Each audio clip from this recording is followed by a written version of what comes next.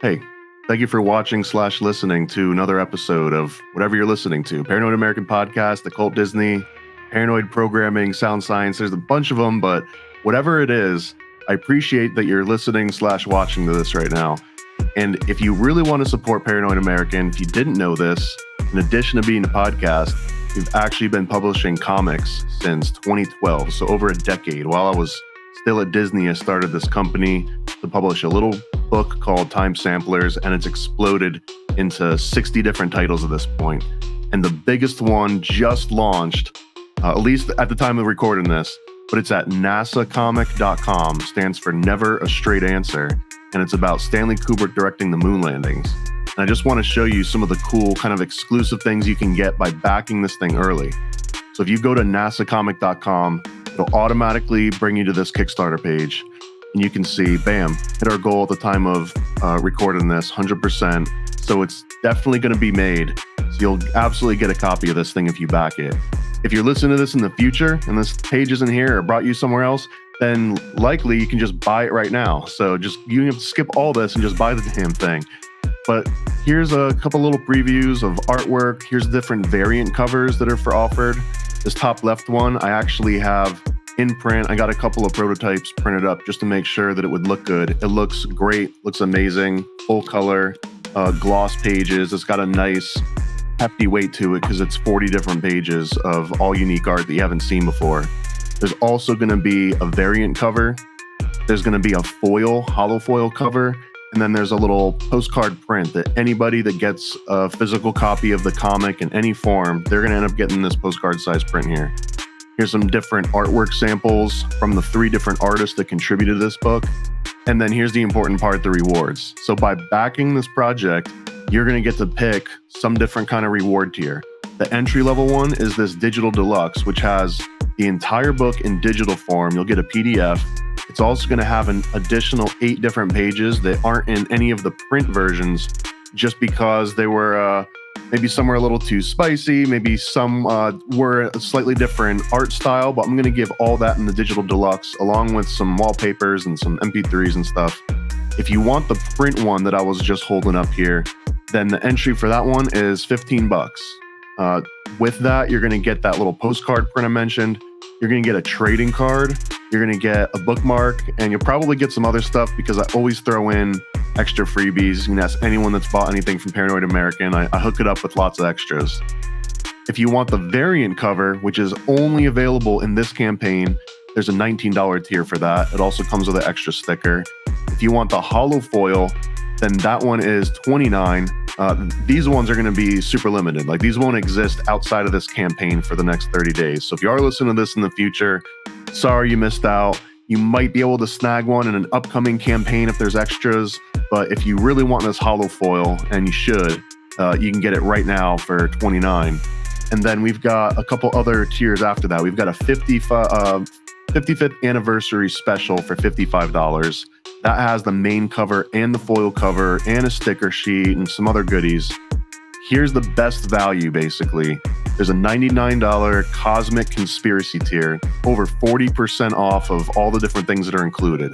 So this one's going to come with the main cover, the variant cover, the hollow foil cover, 3 or 4 different sticker sheets. It's going to come with 6+ stickers. It has the trading card, a bookmark. It has a custom Paranoid American Room 237 keychain. And I think the highlight of this is it's going to come with this custom embroidered Stanley Kubrick patch based on the Apollo 11 design. And if you keep scrolling down, you can see all the other extra reward tiers. All of the different items are going to be described in more detail. And I want to show you this patch right here. It's a 3-inch embroidered iron-on patch. You can put it on your Molex bag. You can put it on, anything, hats, backpacks. This is the first time we've ever done one of these custom patches, so I'm really excited about that. There's also a custom fake moon landing playset that you can select as an add-on when you go to check out. So speaking of, let's say that you're sold, you want to get a copy, you want to help support Paranoid American, you haven't used Kickstarter before, the easiest thing to do is you just click on this back this project button on the page. It's both at the very top of the screen and it's at the top of the page. So you can click either one, back this project. And from here, it's going to be like a typical checkout. You're going to select which of these different tiers you want. Again, I highly recommend this $99 Cosmic Conspiracy combo. It's going to have every single thing that the campaign has to offer that's exclusive to this NASA book. You click on that, you pick the country that you're in, and then you just click on the pledge button. There's one extra last step where it's going to ask you if you want to do any add-ons, if you want to throw in like a trading card pack or another keychain or anything else. You can get some huge discounts on the backlog of Paranoid American comics. But let's say you're done with that, you click continue, and then finally, if you don't already have a Kickstarter account, you'll be prompted to make one. You can link it to Facebook. The rest of the flow is just like any typical checkout online. So I really appreciate if you would take a look. Please just back the comic, back nasacomic.com. Anyways, back to your regularly scheduled programming. Good evening, listeners, brave navigators of the enigmatic and the concealed. Have you ever felt the pull of the unanswered, the allure of the mysteries that shroud our existence? For more than a decade, a unique comic publisher has dared to dive into these mysteries, unafraid of the secrets they might uncover. This audacious entity is Paranoid American. Welcome to the mystifying universe of the Paranoid American podcast. Launched in the year 2012, Paranoid American has been on a mission to decipher the encrypted secrets of our world. From the unnerving enigma of MK-Ultra mind control to the clandestine assemblies of secret societies. From the awe-inspiring frontiers of forbidden technology to the arcane patterns of occult symbols in our very own pop culture. They have committed to unveiling the concealed realities that lie just beneath the surface. Join us as we navigate these intricate landscapes, decoding the hidden scripts of our society and challenging the accepted perceptions of reality.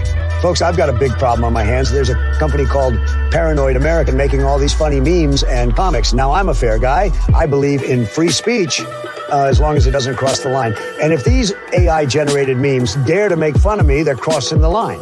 This is your expedition into the realm of the extraordinary, the secret, the shrouded. Come with us as we sift through the world's grand mysteries, question the standardized narratives, and brave the cryptic labyrinth of the concealed truth. So strap yourselves in, broaden your horizons, and steel yourselves for a voyage into the enigmatic heart of the Paranoid American podcast, where each story, every image, every revelation brings us one step closer to the elusive truth.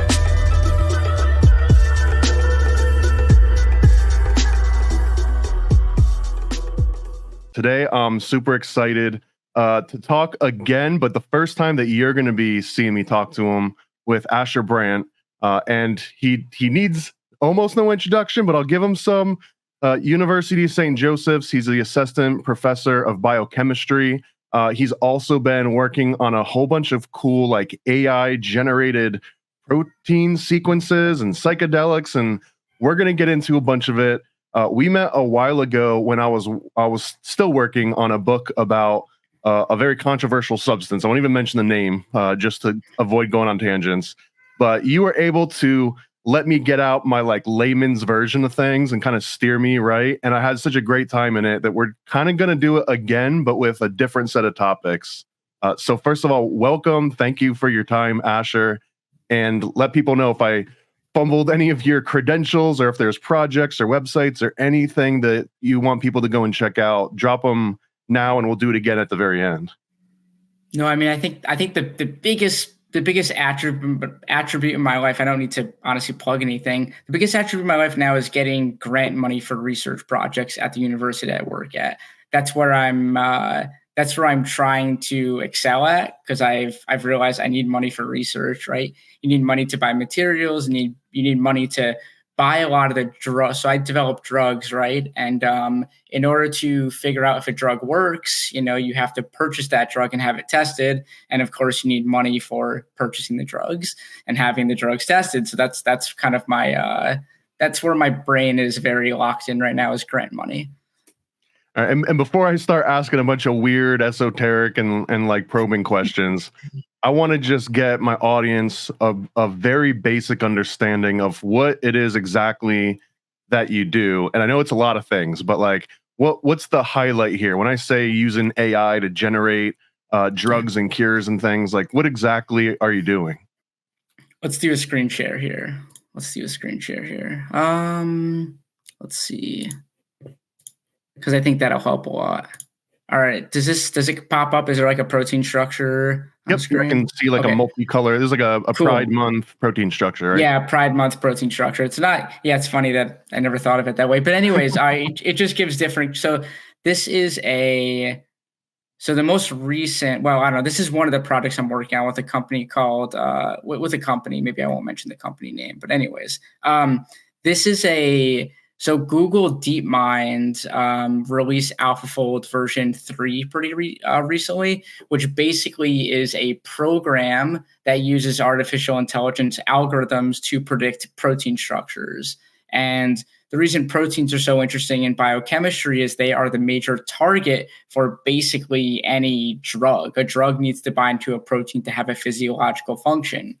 So this collaboration, DeepMind, put a bunch of structures that already had known three-dimensional protein structures into a database, fed it to an AI algorithm, and it actually did a really good job of predicting the protein structure of a lot of different proteins. For example, this is the serotonin 2A receptor, and let's just grab a molecule. So let's do that. Okay, so that's the protein structure, and these are a bunch of theoretically predicted molecules that would bind to and activate a serotonin 2A receptor. So the area that I work in, let me just make this a little bit bigger.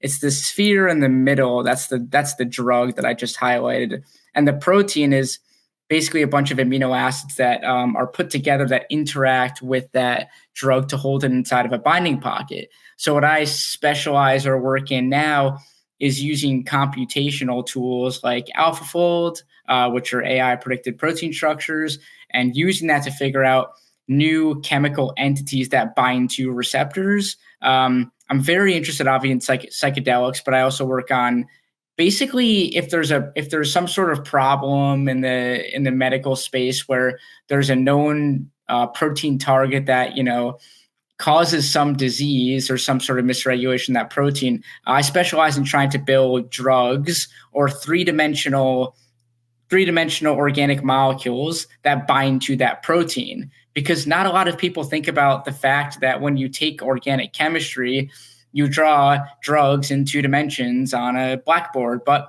a drug is really a 3-dimensional thing that's interacting with a protein that's another 3-dimensional thing. So it's really this game in my brain of, for layman's terms, a lock and a key analogy, where the lock is the protein, the key is the drug, and the key needs to fit, into that lock, we'll say correctly, complementary to the shape in order for it to activate that protein. So it's a lot of, just thinking about how very bizarre 3-dimensional shapes, drugs, fit into other bizarre 3-dimensional shapes, which are proteins.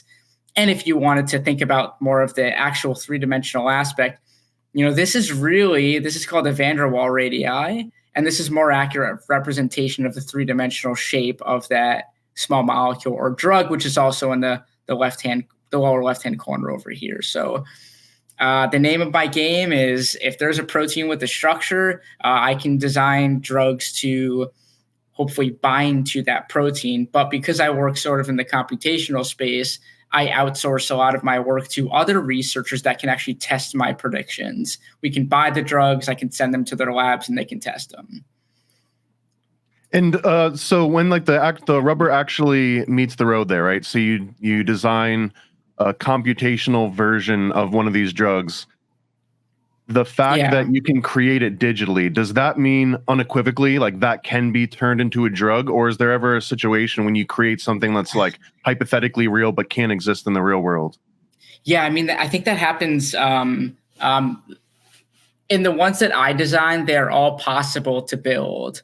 But if you think about the total chemical space, basically if you think about all of the different millions and billions and trillions of ways you could put together carbon atoms, hydrogen atoms, halogens, fluorine, chlorine, bromine, iodine, and nitrogen, you can sort of come up with structures that theoretically exist in my program, a structure, But in all actuality, like an organic chemist, you couldn't make that molecule. It's not possible to actually make that molecule. I avoid that by using something called a real it's called a real library, and it's basically there are databases online where you can download millions and millions of structures from, and a lot of these chemical structures are drugs that already exist on a shelf somewhere.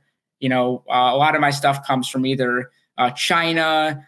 The drugs come from China. They can come from places in Europe. Some of them can come from places in the U.S. But basically, the cool idea that I always say to people is the next groundbreaking drug in psychedelic therapy, or let's say cancer, or let's say, I don't know, specifically, let's say lung cancer, because that's a project I'm working on, or let's say diabetes, it's sitting on a shelf somewhere in a lab, but nobody realizes that it has that potential, it has that use case for this particular disease. So that to me is an interesting, philosophical idea. The drug is probably already made somewhere in a lab, but nobody knows that it actually has that mechanism of action to bind to that protein.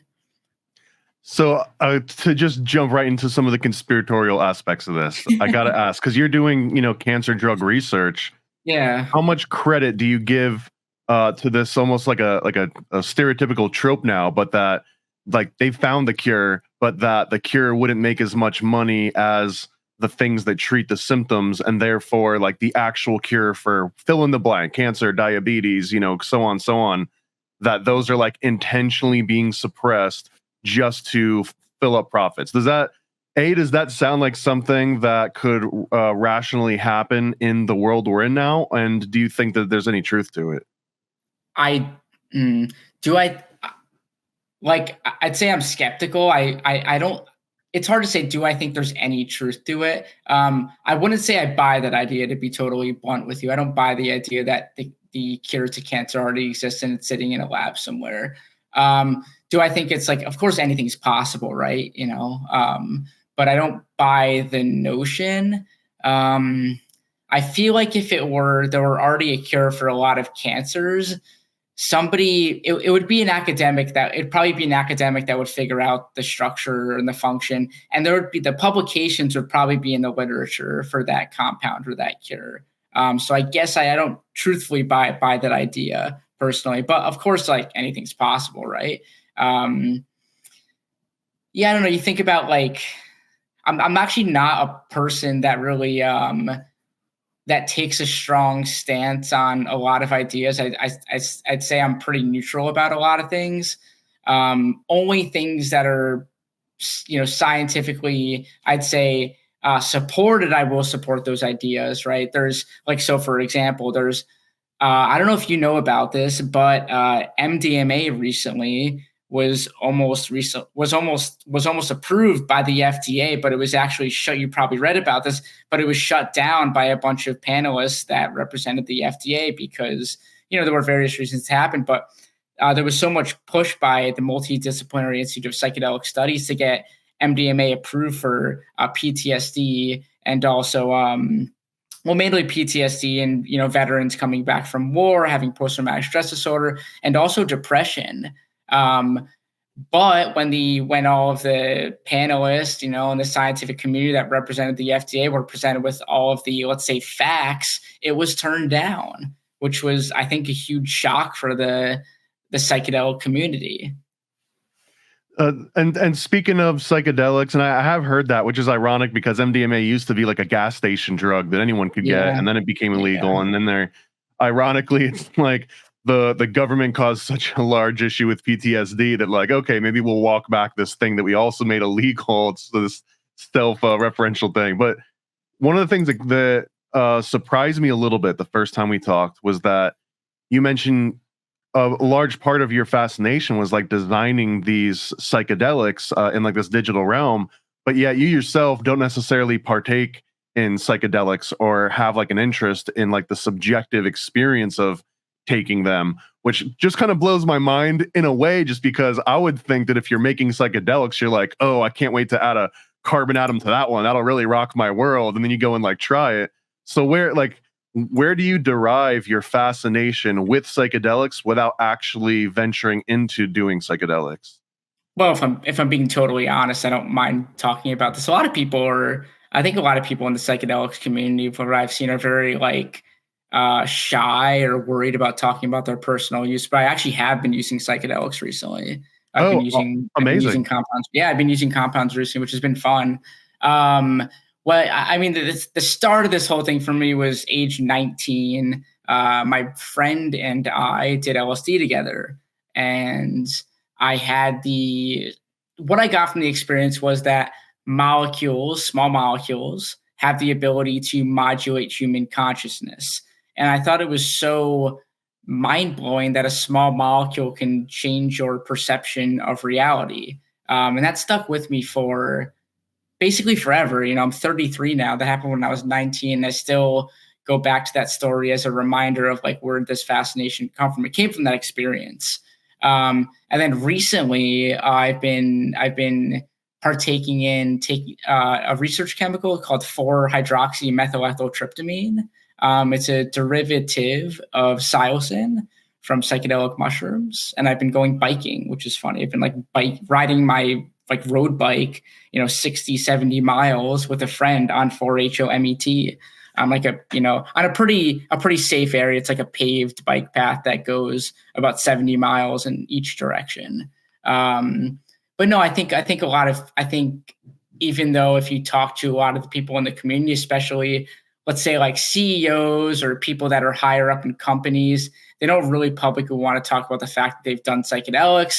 But I mean, let's be real, they have. That's why they're in this space. I think anybody at some level who is in this space has had a, we'll say, cathartic experience from personal use with a psychedelic. And I guess on that line where you're like, you felt like there was this molecule that could modulate human consciousness in a way.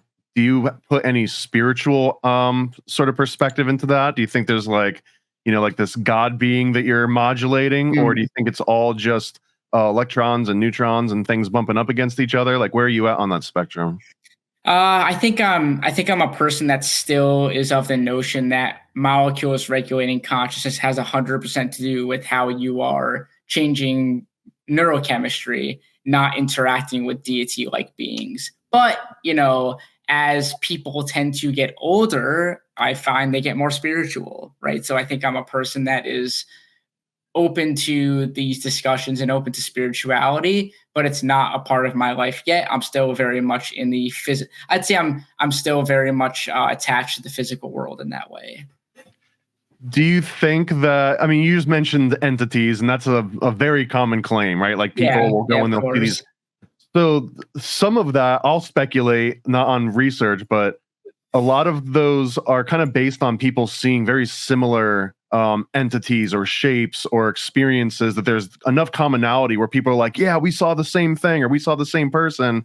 And I've looked into this a little bit, and at the very superficial level, there's this concept of like form constants, where somebody sat down and they kind of made an index or an inventory of all the different visual hallucinations that people see. And this is where like you get the spider webs and the grids and the matrix patterns and all these things.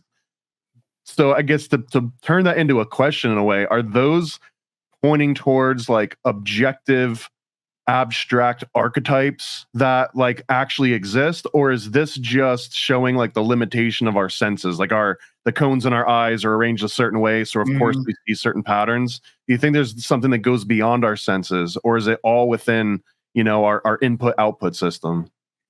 I mean, so I'll start with this. It seems to be the case that people do report similar experiences, especially with DMT. Funny enough, I'm sure you've read about DMT experiences. A lot of people report the very same geometric patterns. A lot of people report the same entities that you interact with, which Terence McKenna would call a machine elf. So I think I don't actually know what to make of it, to be honest.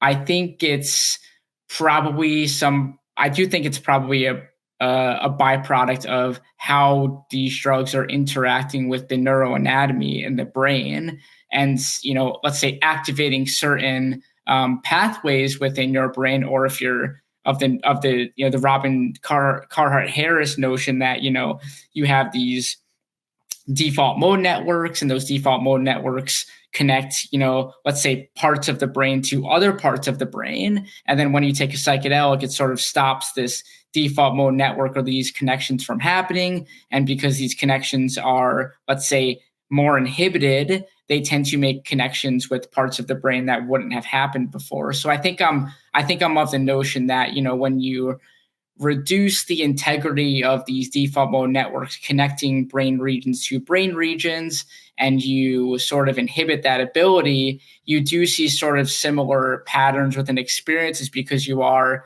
sort of causing the same thing to happen to large amounts of groups of people's brains in a similar way. So I think the truth I don't want to say truth because I don't know. I'm obviously speculating. I don't work in sort of the MRI scan field of people that do this research. But I think I'm of the notion that you probably see similar types of entities because you're activating similar or deactivating similar parts of the brain in every person because they're taking the same drug, is what I would imagine. Yeah, I just to throw a quick analogy out there. One of my friends that came on here, and he would talk about like ancient cultures, and one of the questions, it's sort of a similar question where it's like, why do all these seemingly completely unconnected cultures sometimes arrive with the same iconography or the same like religious stories? And some of the answers are like, well, there was this, master culture that seeded them all, or that there's some kind of Akashic records where they're using like, woo-woo technology to transfer. But another explanation that might be a little bit more rational in that regard is like, well, all of these cultures are operating with the same machinery. They all have the same kind of human brain and the same limitation and pathways. And that goes to explain why there's commonalities, because they're all working with the same toolbox. Right. Yeah. I mean, I would definitely agree with that. If you think about sort of the, I always when I teach, right now I'm teaching a course in GOB, it's called General Organic and Biochemistry.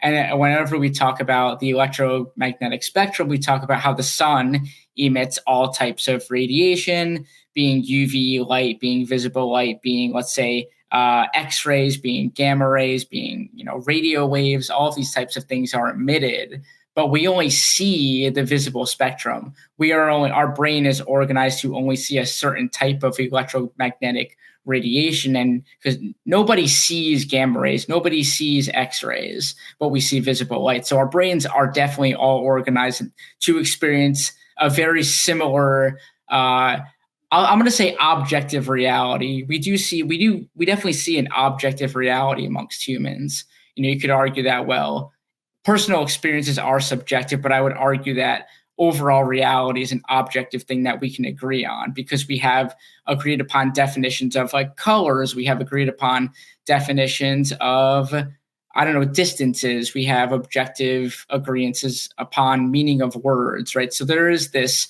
overarching objective reality that we as humans for sure experience. I got so many questions. I'm trying to temper myself.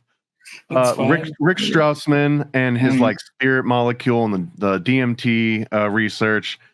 I don't know how accurate it's a simplified claim, but one of the claims that comes out of people that cite his work often is that like at the moment of conception, or whenever, human consciousness actually starts, that there's like an injection of DMT, and that's one of the explanations of where human consciousness comes, is some sort of like a DMT injection that then gets elucidated into like your brain synthesized DMT. Is any of that accurate at all? Does the human brain actually synthesize DMT at any point? This is a funny topic. Who has a very strong opinion about this? I don't know if people know David Nichols.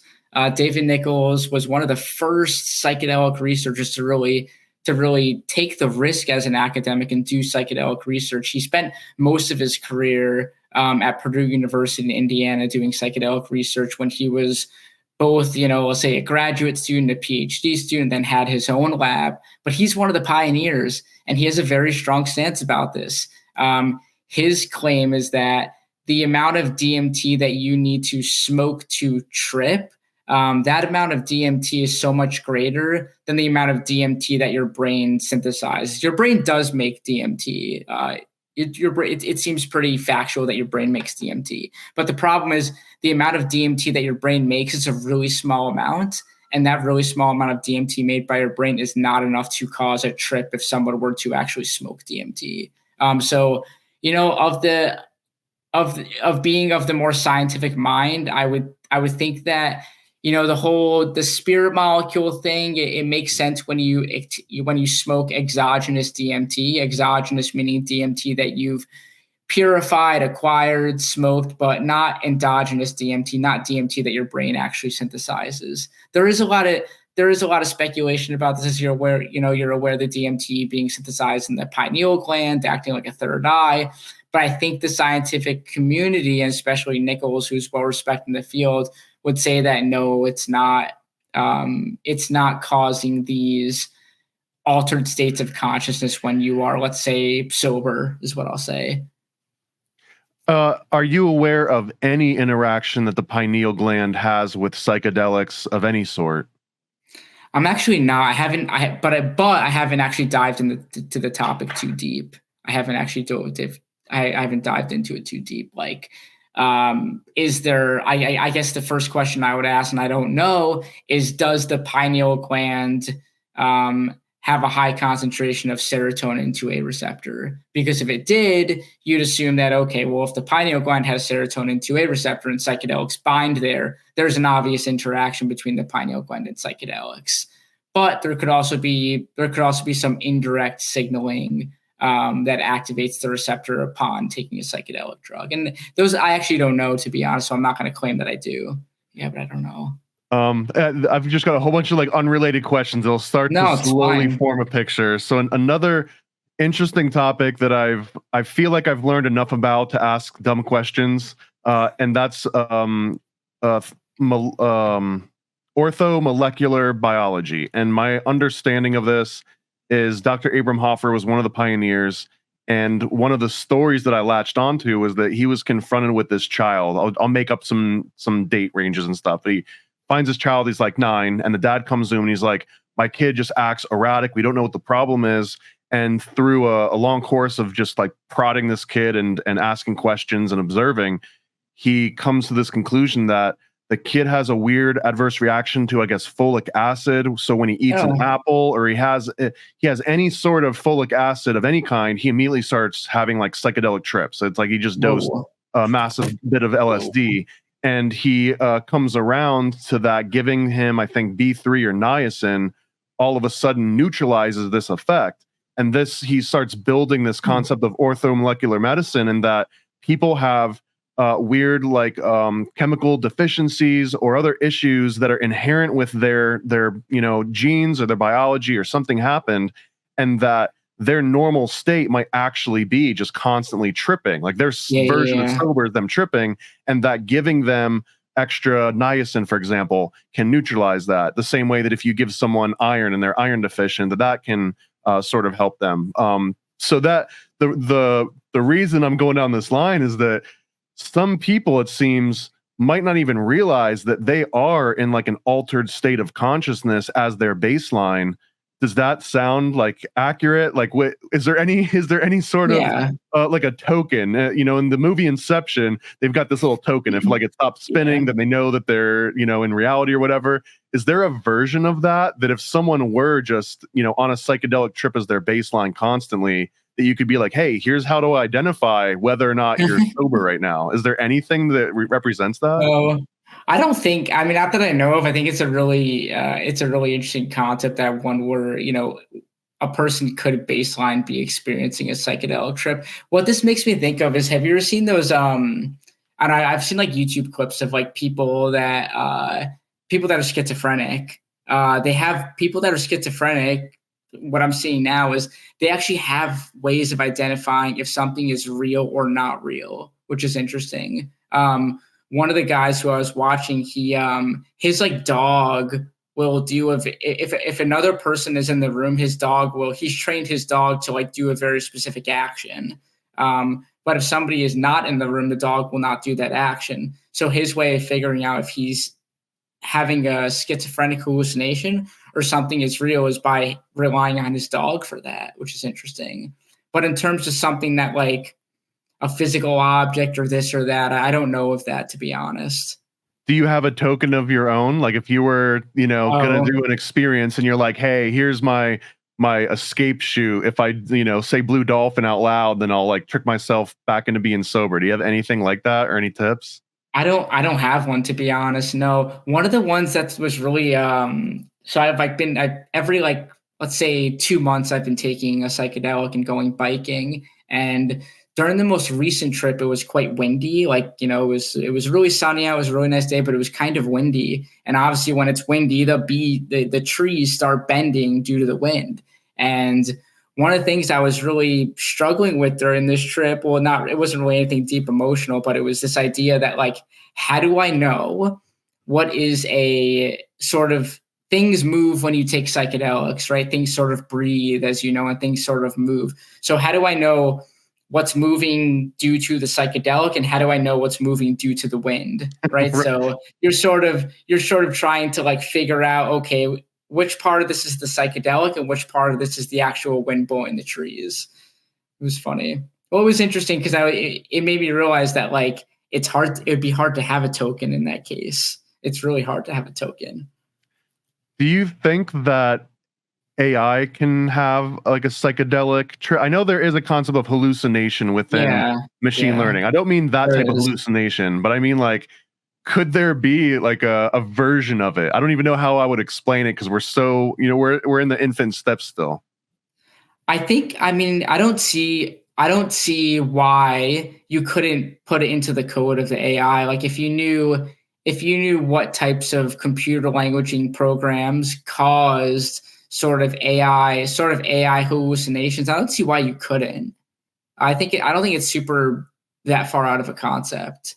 I don't know what types of things it would produce, but I think it's a really interesting concept, right? To have an AI sort of true.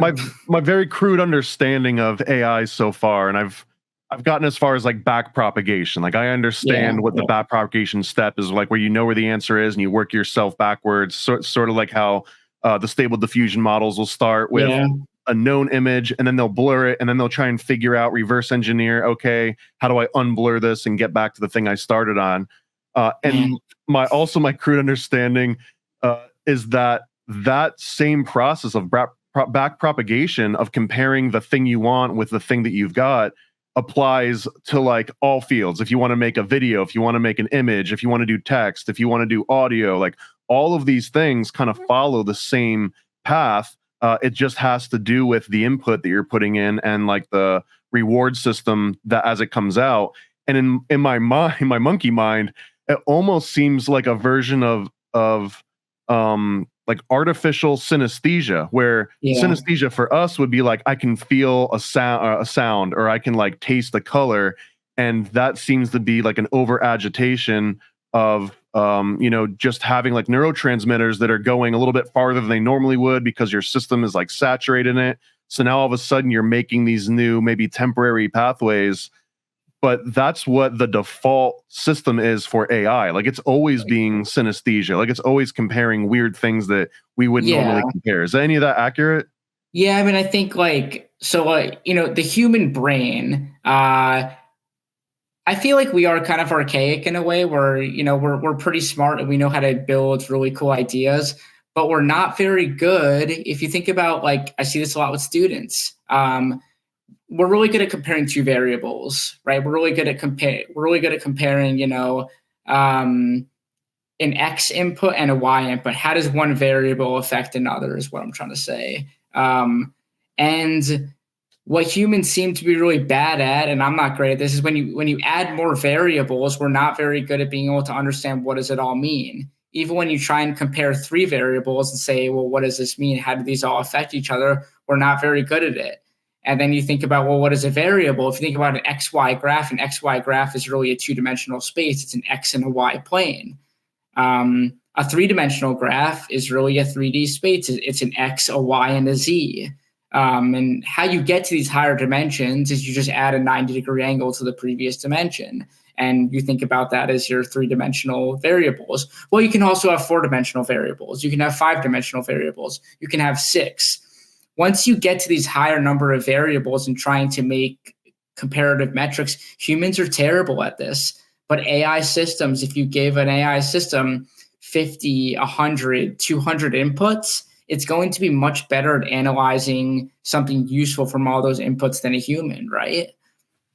Right. And I guess in like the latest versions of like the LLMs that are coming out and being released for others to study, we're talking about 70 billion parameters. So that's like a 70 billion dimensional thing, where I think the human brain, this isn't a direct quote, but I've heard in numerous sources that the typical human brain can keep something like 7 to 13 contemporaneous facts, like without them getting all jumbled up. But once you give someone that 14th one, all of a sudden, like they can't rub their belly and like pat their head anymore. It starts like breaking down and information seeps through.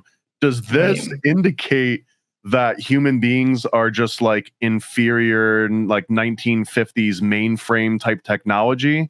And I guess one of the ways that I look at this is that people will constantly be like, wow, can you believe how realistic that AI looks? Or look how good that AI sounds. And the way that I hear it is like, hey, can you believe how crappy our input sensors are? Like, we are so easily fooled that, you know, it only takes 12 frames a second to convince us that something is moving.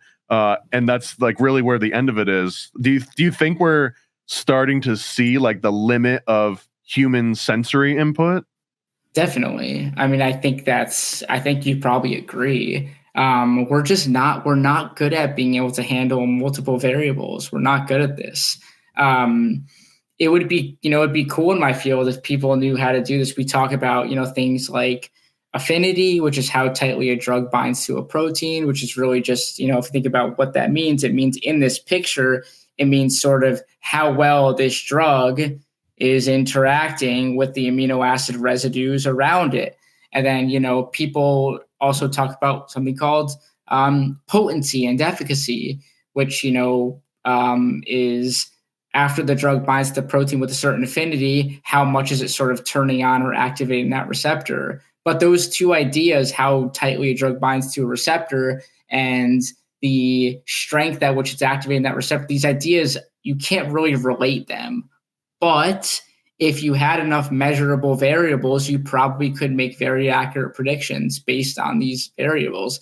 If you knew, let's say 50, 60, 70 parameters about how a drug is interacting with the protein, you might be able to actually, tie together affinity and let's say efficacy and let's say potency all together. But people just we're not good at this. We are limited in this way, and that's where it seems like these newer AI technologies are going to take us to these higher levels where we can deduce how 50, 60, 70, 80, 100, a million variables is going to collectively affect a system. And in my case, a system is a protein, right? In my world. When we talk about limits, how realistic is the premise of the Limitless drug? You know what I'm talking about? The movie, the TV show Limitless. Yeah. Well, I know that was maybe inspired by like a real thing at like a smaller level, but if you were to take like the actual, concept of that movie, is that something that is in grasp of humankind? I think so. I don't know how you would do it, but I think it is within the grasp of the human brain.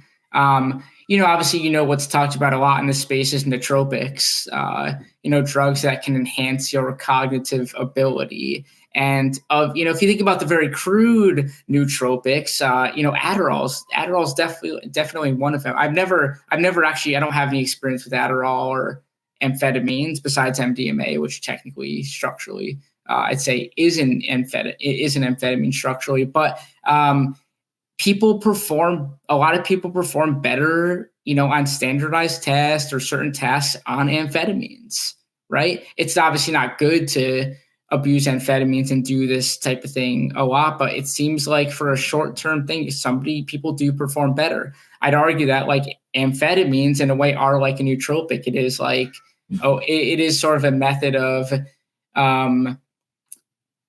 unlocking this idea that you can have a higher level of focus, and because you have a higher degree of focus, you can achieve a task to a better degree than you would be sober. Do you have any thoughts on like memory enhancing drugs? Like people take like lion's mane or they'll take alpha brain and they'll claim that it can unlock photographic memory, or you can remember things quicker and make connections faster. Is there truth to some of those? I actually don't know. I haven't looked enough. I mean, I know what they are, and I know obviously Paul Stamets is probably like a big proponent of these compounds because he's like the mushroom person, right? So I don't really know, to be honest. I haven't read enough about it, but yeah, I mean, as you pointed out, a lot of these lion's mane and cordyceps mushrooms are sold as compounds that can enhance your memory and enhance your, let's say, cognitive ability or cognitive flexibility, for lack of better words. Yeah. Sorry, go ahead. Finish your thought. But I think I was just going to say, I think I do subscribe to the idea that there are compounds that can make you better at performing certain tasks, right? And even possible in neurodegeneration, right? Perfect segue, because I wanted to ask, even if we don't have them at this exact moment in 2024, but when it comes to like deterioration or like Alzheimer's or dementia or one of these kind of conditions that right now it almost seems like a slow death sentence in a way, where you can like stop it, you can cauterize it, but you can't like regrow it in a way. Yeah. Is there a chance that like the work that you're doing or the work into nootropics or any of these sort of like, cognizant drugs, is there a chance that it can reverse Alzheimer's and like make you better than you started? What seems to be the consensus about, I see it. So my dad has Parkinson's. He's had it for probably close to 10 years now. But you can see like the cognitive decline with a disease like Parkinson's. People, he slows down. He does things slower. You eventually lose the ability to walk, and he's taking L-Dopa for it. But what I've sort of realized from seeing that firsthand experience is a lot of the current medications for Parkinson's and let's say Alzheimer's, you can't reverse any of this. There's no reversal, but it slows the neurodegeneration of, let's say, for Parkinson's, you have a degeneration of dopaminergic neurons, a loss of dopaminergic neurons in the brain, which basically control movement, right? So I don't, from my understanding of science now, there aren't compounds that can reverse any of these processes that have already happened. Once it's gone, it seems to be gone. I don't know that in the future that will hold true. Maybe there'll be some really cool stem cell therapy where you're injecting stem cells in somebody with perhaps those neurons that can either be regenerated or the stem cell contains the actual neuron itself and somehow it gets into the brain. I don't think the reversal process is going to come from small molecule therapy. I think it'll come from something more biological, like let's say stem cell therapy or gene editing therapy. I think it'll come from something of that nature, not small molecule, I don't think. It just makes me think of like the back propagation thing with machine learning. You take like an Alzheimer's patient and you take like a more, cognitive person and you just say, hey, AI, like figure out like how I adjust the weights and biases until I get back to this like healthier state, I guess. Right. No, definitely. And in that vein of like technology and like the next wave of kind of science fiction right now, is there a reality when nanobots or Neuralinks can replace the need for actual drugs? And I don't mean that like the nanobot can take the precursors and generate them within your system. I mean like literally just like zapping a neuron directly without actually manufacturing a real chemical substance. Is that science fiction or is that possible? No, I think it's possible. I think it's going to be a thing. Like as you're aware, a person who's very disruptive in this space in a good way is Elon Musk, right? Love him or hate him, he's having a huge effect on our species. He, as you guys know, he put a Neuralink into somebody with, I think it was MS. I think the person that MS, if I'm speaking correct, the person that had multiple sclerosis. But I think you are going to see. I think it's definitely possible. I think it'll happen within our lifetime. You put a Neuralink and you sort of induce small amounts of electrical current down particular pathways in the brain that have been destroyed by, let's say, muscular dystrophy. And if you can sort of send an electrical current down that pathway, that'll enable somebody to walk again. Yeah, I mean, I think it seems to be the case. Undoubtedly, that's what's going to affect us in the next, even pretty near future, I'd say. I think before, honestly, we're long and gone, we'll see that sort of stuff happening. We're already seeing it. We're at the very early stages of this, and I think, yeah, like I said, people like Elon Musk are super disruptive in a good way in the space. Within your little cliques and your private little community of super nerd brainiacs that are into this stuff, is there excitement or acknowledgement of the concept of like digital drugs where you get the Neuralink and you just click like the DMT button or you click the psilocin button? I've definitely had these discussions. With people. It'd be very interesting to try. There are now companies that claim you can do it with virtual reality. I haven't tried one of these I don't know if you've tried one of these programs yet, but they claim you can do it inside of virtual reality. You can take one of these digital drugs to induce an experience. I have no experience with it yet, but I think there'd be a lot of interest in it. Because the cool part is about taking a digital drug, unlike a real drug, is you can unplug yourself and get out of the experience if it is too frightening.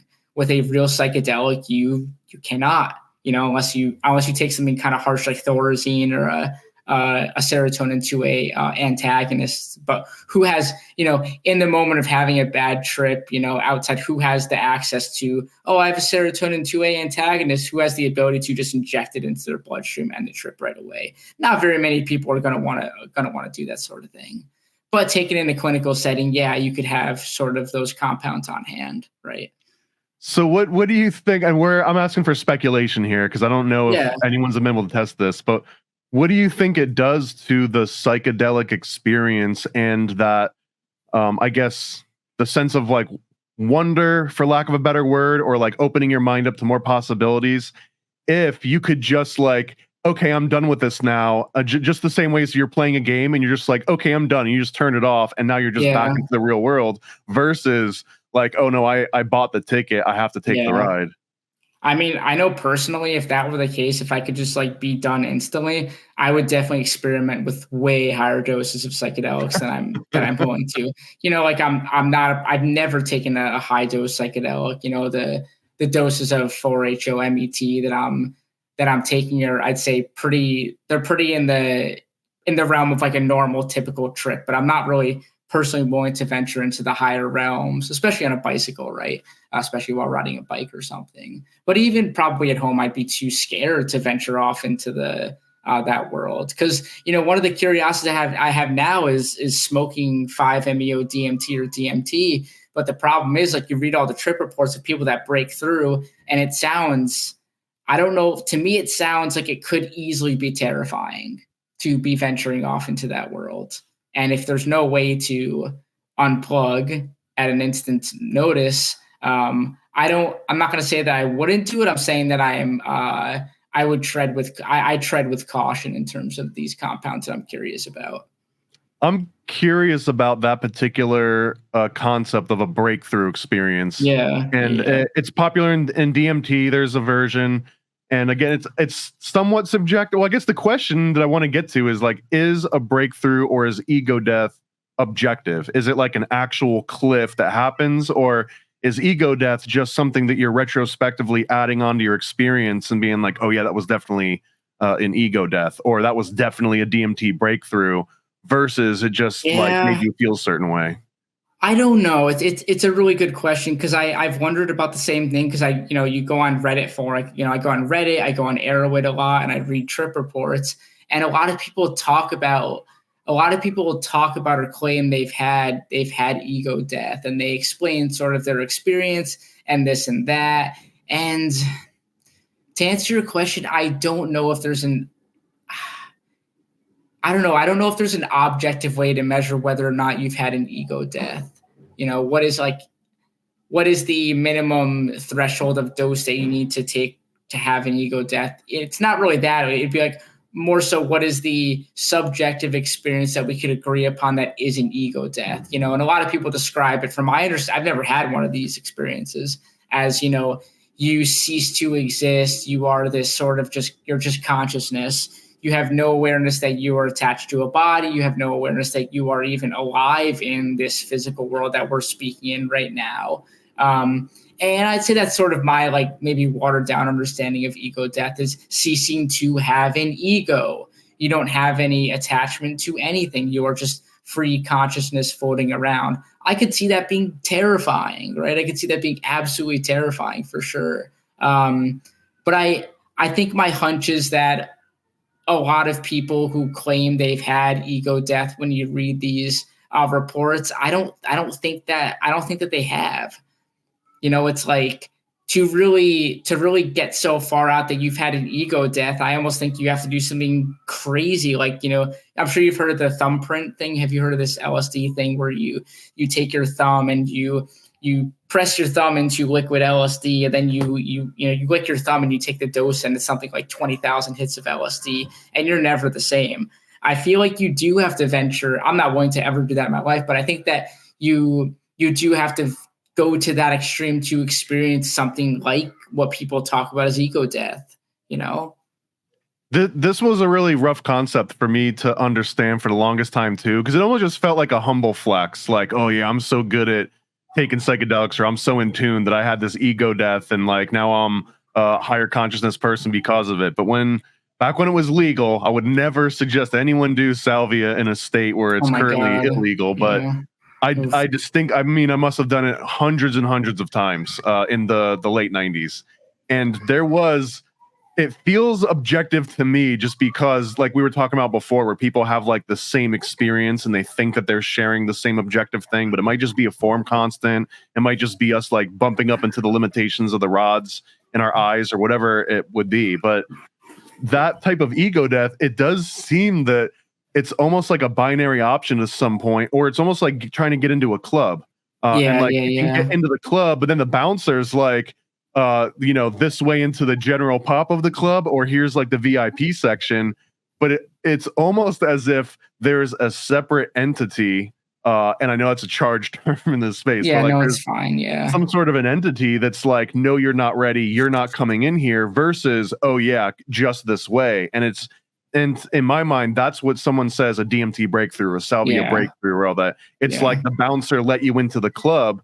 And so many people that I've talked to on various different substances all sort of explain this premise in various ways of I went up to this neutral ground. I went into the white room of the Matrix, but I wasn't allowed to go through that door, or I wasn't ready, or I felt scared and I ran back away and I kind of denied it, versus just absorb it. Is there anything objective to that in your mind, or is that still just monkey brain playing tricks on us? I don't know. I think if you read 100,000 trip reports and everybody reports something of that nature, I think it is objective. It's like a science experiment. If I do the same science experiment 100,000 times and I get a very similar or same result, I think that is an objective reality. But I think objective due to the neural pathway that you are sending the state that you're putting that person's brain into, not objective it represents a true, accurate representation of reality. I think it represents a true, accurate representation of a person that took this dose of a drug. I think it's true in that way, but not in terms of we should extrapolate any deep meaning because you had that experience, if that makes sense. All right, venturing a little bit away from the psychedelic stuff. This is another out there one, but it was an old book from the 1800s. I think it was a Rosicrucian text, but they were speculating that the original man had nerve endings throughout their skin, and that the skin was the main input sensory device for our entire existence, to the point that we could see through our skin, we could taste through our skin.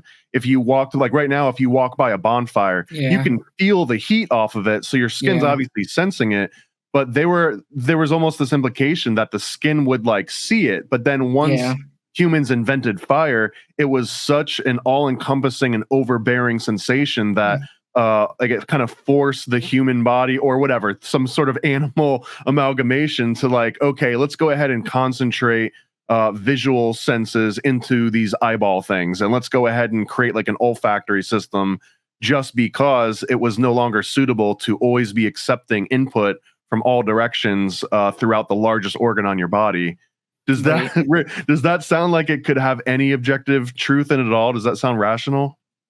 I've never heard it before, so I'd say it doesn't sound rational, but I always point to the fact that like I am me and I've only been around for 33 years. How do I know what happened 100,000 years ago? I have to trust somebody's account of that, right?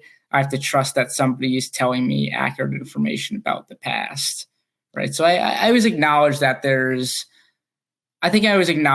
room for possibility, but it does sound a little far-fetched though. But it's an interesting idea. It sounds more like something that came from a science fiction novel than came from a true reality. Yeah. But it is interesting though. Yeah.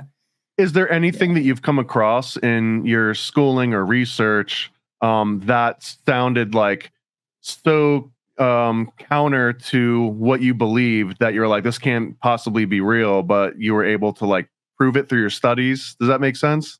One of the most when I had switched major, whenever I went to college, I was studying like exercise science because I grew up like doing a lot of running and athletics. And then when I switched to chemistry, I took general chemistry for the first time in college. And I remember learning about quantum mechanics in general chemistry. And I used to study for general chemistry when I took it in college is I would rewrite all my lecture notes, by hand, ones that we had in class. And one night I decided to smoke weed out of a bong. And then I was, studying after I was smoking. And then I was pretty intoxicated. And we were talking about quantum numbers and how electrons don't travel in a linear motion. They actually kind of teleport around in a process called quantum tunneling. And I remember studying for, my exam and thinking that, wow, like this seems like science fiction. This doesn't seem real. Like, how is this possible that these little tiny subatomic particles are teleporting around the nucleus, of an atom and not really traveling in linear motion? That for me was a really, what you're describing makes me think of that a lot, that story. And how, electrons are quantized energy. They stay within certain specific areas and they need sort of an energy input to either bump up to a higher energy orbital or they, get kicked down to a lower energy orbital and they emit light. And it explains a lot of these weird concepts. So I'd say quantum mechanics, like for me, is that what you're describing for sure. Okay, and I want to get into some of your most recent research that's maybe tangential to like the psychedelic and stuff, and I understand things in like very simplified analogies. So tell me how close I am to this analogy to like what you're actually working on. So you sent me 2 papers. One of those papers was about linking ATP and allosteric sites to achieve like this like binding. Yeah. Using I'll pull the picture up. Yeah. Okay. So as I read this over and I had to do a lot of like, what's this word mean? And what's this word mean? And slowly the analogy that I kind of came up with, which will be very strained, but it's almost as if, like if you were to look at our cells as like little factories, and inside those factories, we got these little machines that we'll consider as proteins, and that sometimes those little proteins aren't working properly.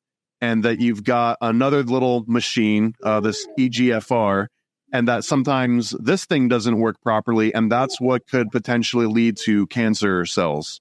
And that your solution to this, and this is where the analogy might get a little bit off the rails, but that you're creating these little tools, inhibitors, and the inhibitors it's almost like a little wrench that you can attach to like the EGFR machine, and it kind of stops it from causing trouble. But the problem is that this EGFR machine, it's not just like there's one screw on it and you turn that one screw and it fixes it. There's at least like 2 different bolts. You've got the ATP site and you've got this allosteric site. So my understanding of your research is that you're almost trying to design like a super wrench that can connect to both of those sites at the same time and tweak them both at the same time. And it's almost like that cumulative effect is greater than the sum of its parts. Like if you can turn those two bolts just the right way at the same time using the same energy, then you fix cancer. Is that how much of that do I have right? I think you did a really good job, honestly. I thought that was a really good explanation. Yeah. I think that did a really good explanation. So the basic idea of that research is it's a collaborative project because I do all computational stuff. And there's a fellow that I got in contact with at the University of Buffalo. His name is David Hepner is the fellow's name. And he does a lot of research with designing EGFR anti-cancer drugs. And the idea is that, I won't talk about the very specifics, but there are 2 amino acid mutations that occur within EGFR that lead to, we'll say cancer in general, but specifically it's a lung cancer and it's breast cancer, depending on the mutation. And he wants to sort of, with me, develop these, they're called bitopic ligands. So if you look at this picture that you can hopefully see, the one on the right is the ATP binding site, this one in this sort of purple, red, blue, cyan color. This is where ATP normally binds. And the one in blue, spheres is the allosteric site. And a lot of his protein structures, have separate molecules bound to the ATP site, and they have separate molecules bound to the allosteric site. So our idea, or what I've done so far, is I've taken a library of 30 million molecules, and I've looked at how well those 30 million molecules fit into the ATP binding site, and how well those 30 billion molecules fit into the allosteric site over here. And what I saw, we'll get another picture.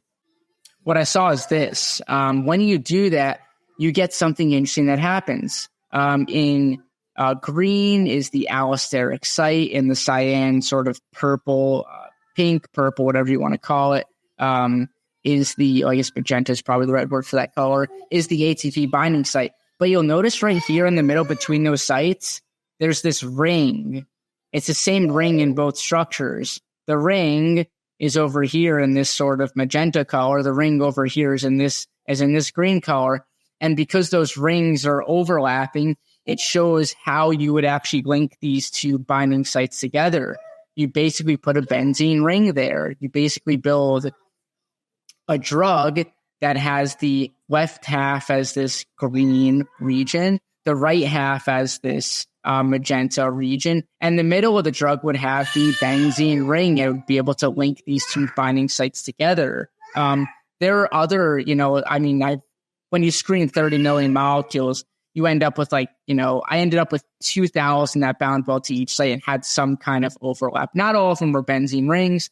Some of them were 5-membered rings. But the key point is a lot of the structures that linked the 2 sites together are some type of aromatic, some type of ring system in organic chemistry.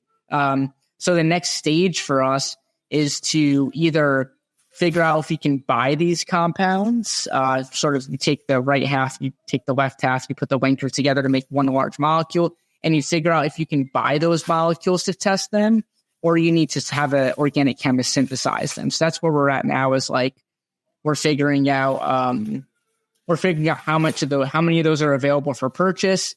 We found 35 or 40 of them to purchase, so we're going to buy 35 or 40 of them, and then we're going to test them and see if they work. So in trying to wrap my head around this concept that maybe they just already exist out there.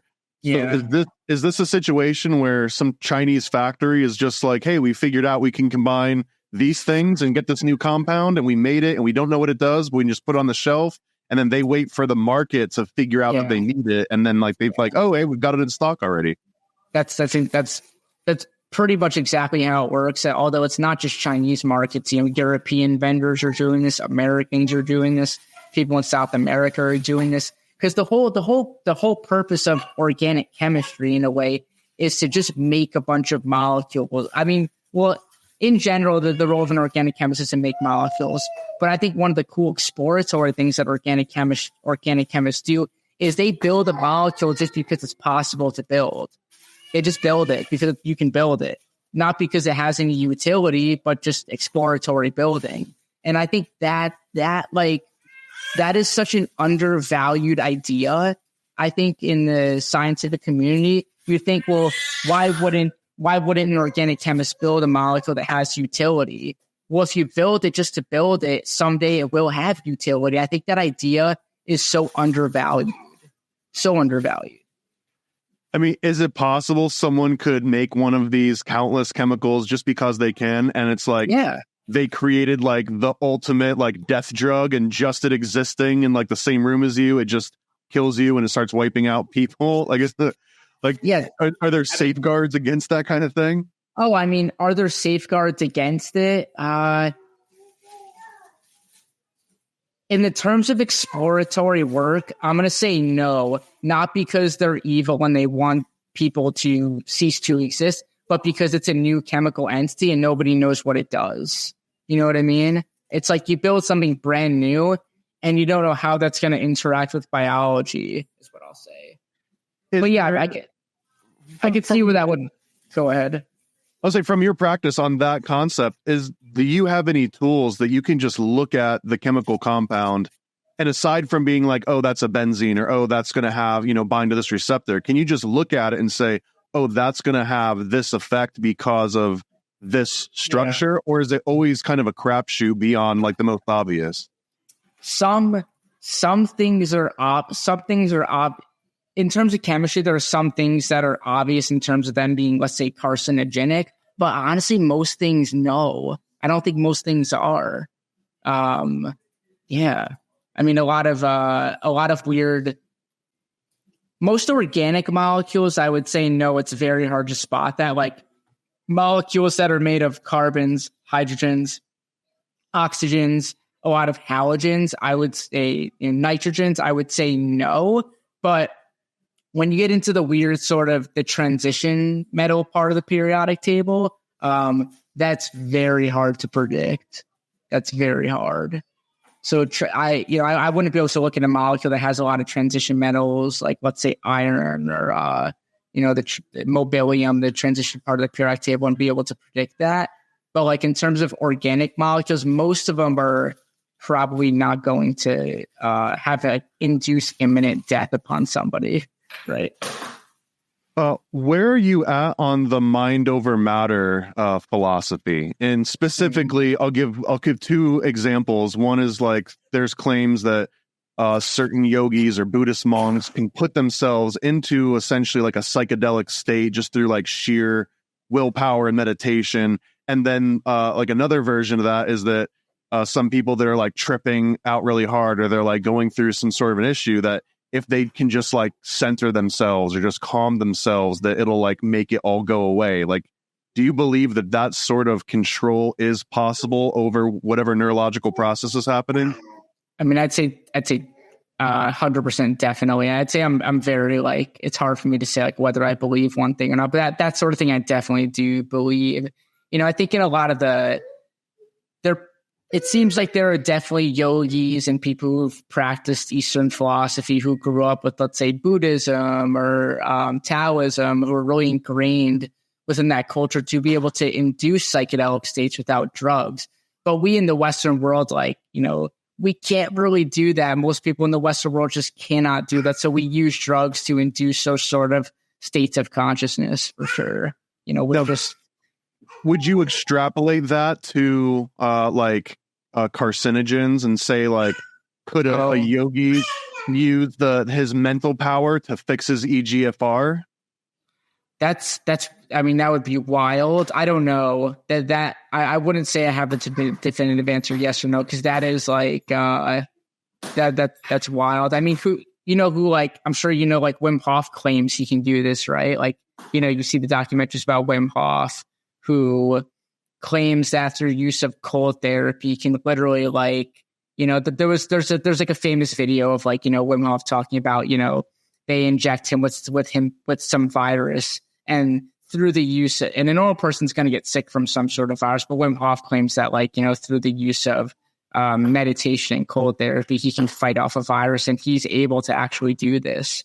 So based on that example, I'd say yes, there is some truth to it, but I don't know how far you can extrapolate that idea, because I don't know, fighting off a virus because maybe your immune system is really good and you have some sort of like meditative technique, that is definitely different from like, thinking really deep and, okay, I'm going to mutate this amino acid back to this amino acid, e.g. EGFR, so I don't get cancer. That sounds kind of far out to me, but I'm not going to say it's not possible. I don't know. It sounds far out is what I'll say. Well, how about the inverse of that, which is, for example, people that are just constantly thinking like, oh, I'm going to get cancer one day. I'm going to get cancer one day. And that like that manifests cancer in a real way inside their body. Do you think that there's any validity to that perspective? I definitely would say I think there's validity to manifesting negative things in your life. I don't know about cancer, but for sure it's like, if every day you tell yourself like, I'm depressed, I'm not going to work out, I'm not going to take care of myself, you probably will die sooner just because you're manifesting the idea that you're not taking care of yourself and you can't change. So I think in that, like those concrete examples, yeah, you can manifest certain things to happen. Cancer, I don't know. I'm not going to say that I know that you can manifest yourself to get cancer. Okay, I've got a quick little segment that I'm going to run through, and then we'll start wrapping this up. But yeah, I'm going to play a 10-second clip here. Hey, conspiracy buffs, I double dare you to take some PCP, the Paranormal Conspiracy Probe. On your marks, get set, and go! Okay, the whole premise here is I'm just going to mention a concept or a phrase, and I just want you to give me like a 1 to 10 rating on how much validity you give that thing. And it's going to be a wide gamut thing. All right, so go ahead. For example, if I said the concept of like Bigfoot, how much credit do you give Bigfoot on a scale from 1 to 10? I'm going to say like 0. Okay. How about flat Earth theories? Also 0. How about hollow Earth theories?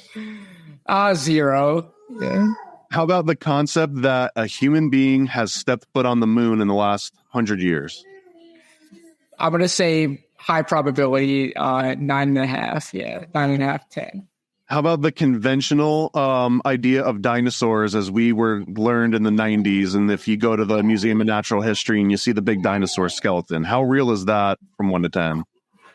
I mean, I think dinosaurs definitely walked the earth, probably 10. Yeah. How about fire-breathing and flying dragons at any point in history? I have a hard time differentiating fire-breathing dragon from maybe dinosaur. I'd say pterodactyl. So I'll say 5 for that one. How about demons? Like biblical demons? 0. How about the Greek aspect of like a daemon, like a archetypal energy that has like a self-fulfilling operation? I don't know a better way to describe that. Yeah, I know what you're talking about. I'll say 3. And just because I don't want to make assumptions, what about angels? Does angels get the same rating as demons? Yeah, I'm going to give that one like a 1. How about MK Ultra mind control in like modern day, pop culture, music, movies? Do you think that there's like something implanted that could actually change people's minds at like a subliminal level, implanted, not just like, drink Coca-Cola, but like, kill, assassinate the president? I'm going to give that one pretty high, actually, funny enough. I'll say like 7 or 8 for that one. Only because I know you're trying to keep this short, but MK Ultra was a real project that existed where you tried to use LSD as mind control. And now it's like algorithms sort of suggesting that you buy certain things and people do. It's a little bit scary, right? And I guess I'll conclude it on we can talk for like hours and hours and hours. We'll save some for the next time. But I want to know what your interpretation is of like, on the tail end of the MK Ultra, it seems that the psychedelic revolution, or at least the introduction of psychedelics to the Western world, predominantly came through intelligence agencies. Eli Lilly through the CIA, Robert Gordon Wasson, who's the one that went and brought like magic mushrooms and salvia divinorum into the States. Even the concept of Amanita muscaria that kind of also came through a lot of Watson's research, which wouldn't exist in the same way without the CIA kind of footing the bill for a lot of that. Do you think that there was an intentional disclosure of psychedelics by intelligence into the Western world? Do you think like the cat just got out of the bag? Like, do you think it was orchestrated anyway? I think cat got out of the bag. It wasn't orchestrated. Yeah. I mean, I think where you're going with this is, of course, Central Intelligence Agencies did spread awareness about psychedelics, whether or not they wanted to, right? But the cat got out of the bag for sure.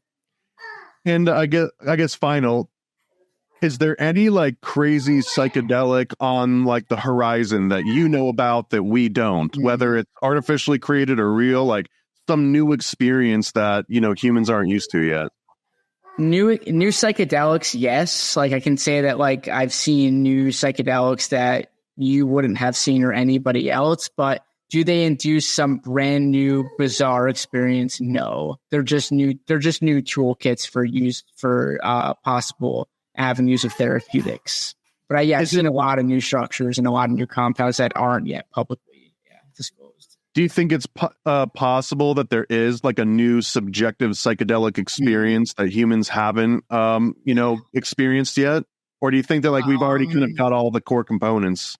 Man, for some reason, I'm gonna say the notion that we've already got all the core components of what a psychedelic is. That we're not gonna have this groundbreaking new psychedelic experience, but we'll just modify the degree of visual distortions occurring, or the visual field, the perceptual field. I'll say that, right?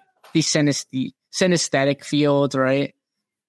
Okay, so maybe there might not be like a synesthesia version 2.0 that like blows us all out of the water, like the PS5 version. There'll definitely be psychedelics that feel new and feel different, but I think we figured out the core experience of what causes a psychedelic experience, which seems to be serotonin 2A. So if you can just modify the types of three-dimensional shapes that fit inside of a serotonin 2A receptor, you can modify the perceptual experience that you would have in the subjective reality experience that you would have in a psychedelic. But I don't think there's going to be some new psychedelic that really just, wow, this is so vastly different. I don't think so. So we were able to talk about the EFGR or EGFR. Yeah. We were able to talk about the AlphaFold, Google's AI stuff. We talked about the novel psychedelics that you're kind of creating in this.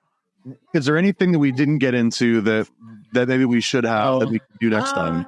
None. I mean, the other stuff that I work on that we didn't get into, not that it's super important, is diabetes. I work on some diabetes projects, and I have 10 new compounds that I'm excited about that actually work to treat. They work in animal models. It hasn't been shown to work in humans yet, but they work in animal models for diabetes. And then I also work on one that's about estrogen receptor. Which is a protein involved in breast cancer. That's the other thing that we need to touch upon. But, to be honest, it's more or less the same thing. There's a protein structure. I figure out three-dimensional shapes or molecules that fit into that protein and use. I don't mainly use artificial intelligence to do a lot of it. I use known protein structures that have been experimentally determined. The AI structures are only used when you don't have a known protein structure, right? Do you self-identify as being part of the pharmaceutical industry from what we do? I would say no. I don't feel like I don't think I represent. I think like it depends, right? For me, I say no. But from somebody looking in on the outside, maybe judging me, they probably say yes, you represent pharmaceutical. But I don't think I do. All right, we won't make you defend that position because it's you see it. People see it how they want to see it. I see it how I want to see it. I think a lot of people would denote me as a person that does work in that space. Well, you're always welcome here. Although I do have a CIA handler, so that's probably what's making me say that. I'm like. Good. I don't ever want to work for a company or something that's like, oh, you have to sign an NDA. You can't talk about what research you do. Like, I'm not about that. I like what I do. I want to be able to talk about what I do without having those restrictions. That's why I like academia. Academia, you have the openness to talk about whatever you want to talk about. You work for a private pharmaceutical company, you sign an NDA, you can't talk about it, right? So I don't like that. I don't like that. There's a little bit of a potato scenario where it's like no to the Rockefeller pharmaceutical industry, but yes to the Rockefeller academic industry, right? Yeah, it's like, I don't know. I don't want to I don't want to be the person that like lies about the fact that I've taken psychedelics, and I do currently use psychedelics once every 2 months and go ride my bike or whatever. It's like, you have to like dole down your personality because you're trying to protect something. Maybe you're trying to protect not necessarily your ego, but your reputation, right? You're trying to protect your reputation as a person, to be seen as somebody who holds science in the highest degree. And maybe if you use these compounds, you're not regarded in such a way. And I don't like that. I don't like this, right? Well, that blows my mind so much, because I mean, from the outside looking in and making all the assumptions in the world, but it does seem that if you were to walk into a room of academics and, like chemists, and you were like, hey, I do LSD and I do mushrooms and I want to also be taken seriously, that would almost like come at odds with each other, at least previously. It almost seems like we're getting into a place now where that's not the case.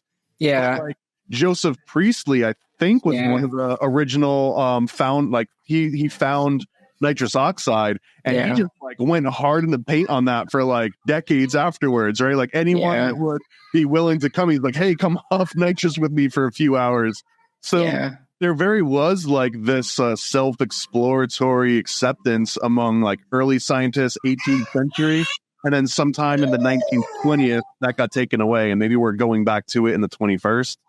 I think in my opinion, we're getting away from it. I think there's more acceptance towards, people are more tolerant of self-exploratory drug use, but maybe I'm wrong. Maybe that's amongst my peers is what I'll say. Because amongst my peers, that is the growing consensus. And a lot of my peers are academics, and they do use certain compounds is what I'll say. Not all of them, but some of them do, right? Well, if I did have to go back through school, that's the club that I'd want to join. And so if there's someone listening that's like, hey, that sounds interesting and I want to get into that, and let's say they're early enough along that they can start taking those choices, like what's the path to get on to do what you're doing? I mean, for me, it's like I've always been so driven by that like experience I had at 19, where the LSD experience, where I realized that reality is modulated by consciousness. And I've always really followed that path. So for me, the logical approach was major in chemistry, understand molecules at the most basic level. And then from there, I built up sort of my knowledge in biochemistry. And then when I did my PhD, I did that in, I'll say, molecular pharmacology is what I'll say my PhD was in, if I really think about the terminology and the things that were like the molecular level in which pharmacology functions. So I think like in terms of my path, if I had to do it over, I'd probably actually would have not found a program in straight chemistry. I probably would have found a pharmacology program right away for undergraduate degree. I probably would have went that route. And likewise, for all my CIA handlers that are listening out there that do have the big, deep pockets to fund your research, like what's your elevator pitch to send Asher some money to do more research? To be honest, I'm pretty okay. Like, I have enough.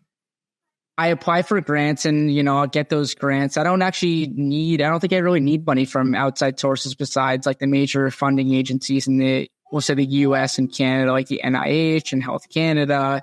It doesn't cost a lot for me to buy a lot of these molecules. The last big expense I had was $3,000 to buy a bunch of different molecules that I thought would bind to estrogen receptor.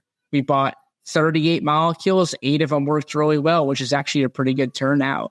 So for me, it's actually not that expensive. It's very affordable.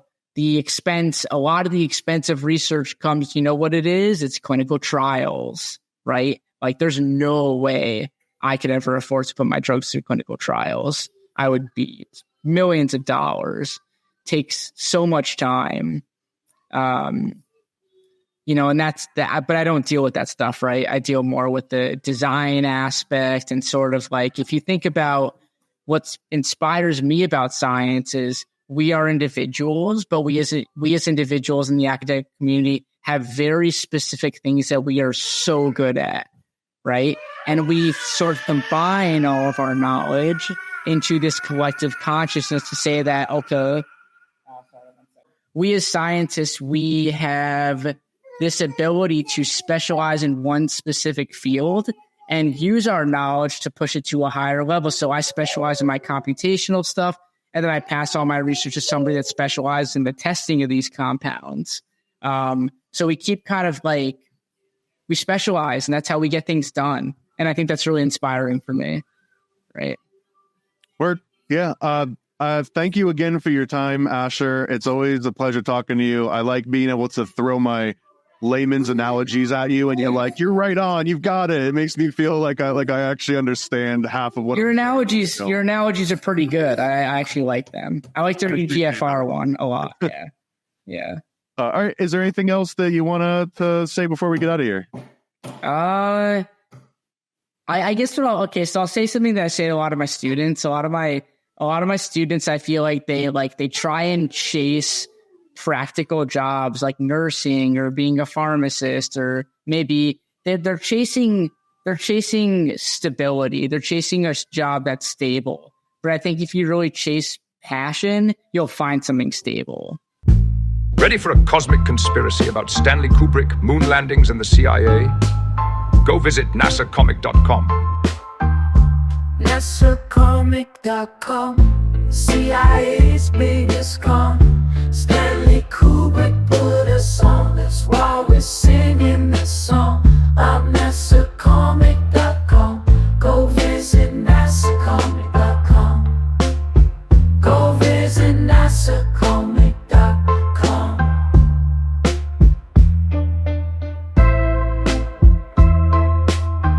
Yeah, go visit nasacomic.com. Oh, nasacomic.com, CIA's biggest con. Stanley Kubrick put us on, that's why we're singing this song. I'm nasacomic.com. Go visit nasacomic.com. Go visit nasacomic.com. Yeah, go visit nasacomic.com. Never a Straight Answer is a 40-page comic about Stanley Kubrick directing the Apollo space missions. Yeah, go visit nasacomic.com. This is the perfect read for comic, Kubrick, or conspiracy fans of all ages. For more details, visit nasacomic.com. Spread the word with propaganda packs, all for just $40 shipped at paranoidamerican.com. Paranoid propaganda packs. We got facts on these sticker slaps. So grab yourself a stack and go attack with these paranoid propaganda packs. These huge all-weather slaps will last in public for years to come. Remind citizens that birds are not real. Self-immolation is an option, and might make you magnetic. Do your part and get a propaganda pack today from paranoidamerican.com. Yeah, paranoid propaganda packs. We got facts on these sticker slaps. So grab yourself a stack and go attack with these paranoid propaganda packs. What are you waiting for? Go to paranoidamerican.com right now and get a paranoid propaganda pack.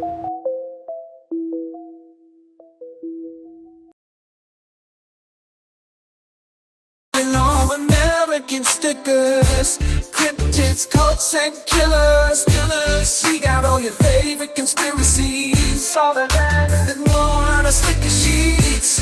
Paranoid American stickers, they'll make you smile and snicker. False flags and secret societies, all of these and more on our sticker sheets. Explore the unique with Paranoid American sticker sheets. Unearth tales of cryptids, cults, and mysteries through each sticker. These won't last long. Get yours now at paranoidamerican.com. All American stickers, cryptids, cults, and killers. We got all your favorite conspiracies, all of that and more on our sticker sheets. Paranoid American stickers.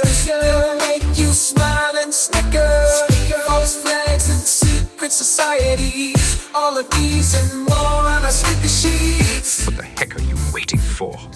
Discover the extraordinary with Paranoid American sticker sheets. From cryptids in the night to cults out of sight, each sticker is a unique find. Get yours now at paranoidamerican.com.